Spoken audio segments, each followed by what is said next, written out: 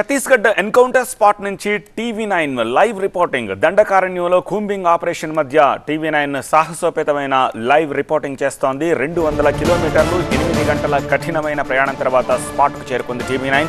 Encounter జరిగిన ప్రాంతంలో ఆనవాళ్లు చెరిపేశారు పోలీసులు. అక్కడక్కడ చెల్లాచెదురుగా కనిపించిన మావోయిస్టుల బ్యాగులు, ఇతరత్ర సామాగ్రి కనిపించింది.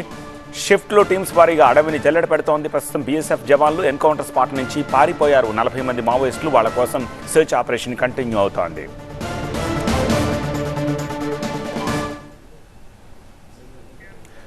బుల్లెట్ల మోతతోటి ఛత్తీస్గఢ్ కాంకేర్ అడవులు దద్దరిల్లిపోతున్నాయి. దండకారణ్యాన్ని జల్లెడ పెడుతున్నారు. వందలాది మంది జవాన్లు తూటాల వర్షాన్ని కురిపిస్తున్నారు. రాత్రి పగలు అనే తేడా లేకుండా 24 గంటలు ఆపరేషన్ కొనసాగుతోంది. పరారైన మావోయిస్టులను పట్టుకునేందుకు గన్ ఫైరింగ్ చేస్తూ ముందుకు కదులుతున్నారు. ఎన్కౌంటర్ జరిగిన స్పాట్ నుంచి సాహసోపేతమైన రిపోర్టింగ్ చేస్తోంది టీవీ9. దండకారణ్యంలో కూంబింగ్ ఎలా జరుగుతుందో మా క్రైమ్ బ్యూరో చీఫ్ విజయ్ అందిస్తారు. ఛత్తీస్గఢ్లో కాంకేర్కి సంబంధించినటువంటి ఎన్కౌంటర్ ఏదైతే జరిగిందో చోటే భైటేరియా ప్రాంతానికి టీవీ9 బయలుదేరింది.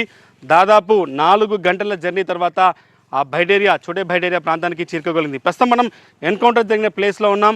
అయితే ఎన్కౌంటర్ జరిగిన ప్లేస్ రీచ్ అయిన తర్వాత ఒకసారిగా ఈ మొత్తం పొజిషన్ ఎక్కడైతే చోటే భైటేరియా అడవి ప్రాంతంలో చూస్తే పోలీసు బలగాలు ఇంకా కూంబింగ్ కొనసాగిస్తున్నాయి. మనం చూడొచ్చు పోలీసులంతా కూడా ఎక్కడికక్కడ ఇంకా కూంబింగ్ చేసినటువంటి దృశ్యాలు మనం గమనించవచ్చు. దాదాపు 29 మంది మావోయిస్టులు చనిపోయినటువంటి ఈ ప్లేస్ అంతా కూడా ఇప్పటికే కొంత అంతా కూడా పూర్తిగా కూడా ఈ ఏరియాలో దాదాపు మృతి చెందిన వాళ్ళు చాలామంది 3 తెలుగు వాళ్ళు ఉన్నారు.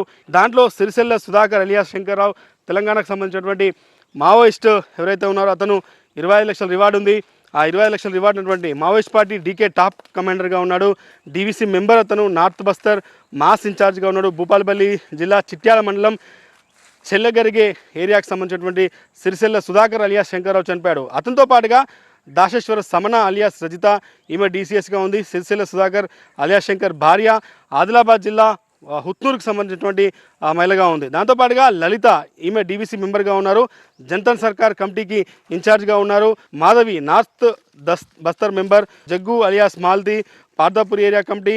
రాజు సలాం దాదాపుగా alias Sukal Pardapur area committee member. వెల Sonu alias Srikanth Sonu Vardhapur area committee member. Ranitha alias Jayamati LOC commander. Ram Shila north Bastar division committee member. ఈ రకంగా 9 మంది ఇప్పటి వరకు అరెస్ట్ అయ్యారు. ఆపరేషన్ యాంటీ మావోయిస్టులో భాగంగా ఇంకా కూంబింగ్ కొనసాగుతుంది. బస్తర్ పూర్తిగా కూడా ఇప్పటికే మావోయిస్టులకు అత్యంత ప్రాబల్యంగా ఉన్నటువంటి అబూజ్బాడ్లో పోలీసులు అడుగుపెట్టి 29 మందిని ఏదైతే చనిపోయారో ఈ ఎన్కౌంటర్ తర్వాత ఒకసారిగా కూంబింగ్ ప్లేస్ ఇది. కూంబింగ్ జరిగిన ప్లేస్లో అంతా కూడా పూర్తిగా ఇంకా పోలీసులు అంతా కూడా కూంబింగ్ నిర్వహిస్తున్నటువంటి దృశ్యాలు అయితే చూస్తున్నాం. ఓవరాల్గా ఈ ఏదైతే చోటే భైటారియా ప్రాంతం ఉందో దట్టమైన అడవి ప్రాంతం. ఇక్కడ దాదాపుగా మావోయిస్టులు తలదాచుకున్నారన్న సమాచారం నేపథ్యంలో పోలీసులు ఛత్తీస్గఢ్తో పాటుగా బీఎస్ఎఫ్ ఛత్తీస్గఢ్ వచ్చి చేసిన ఆపరేషన్లో 29 మంది మావోయిస్టులు చనిపోయారు. దాంట్లో 3 తెలుగు రాష్ట్రాలకు సంబంధించిన మావోయిస్టులంతా కూడా ఉన్నటువంటి పరిస్థితి కనిపిస్తుంది. ప్రస్తుతం ఈ ఆపరేషన్ తర్వాత ఛత్తీస్గఢ్లో ఎన్నికలు ప్రశాంతంగా జరుగుతాయి. రేపు సార్వత్రిక ఎన్నికల మొదటి షెడ్యూల్లో భాగంగా ఛత్తీస్గఢ్లో ఫస్ట్ ఫేజ్ పోలింగ్ జరగనుంది.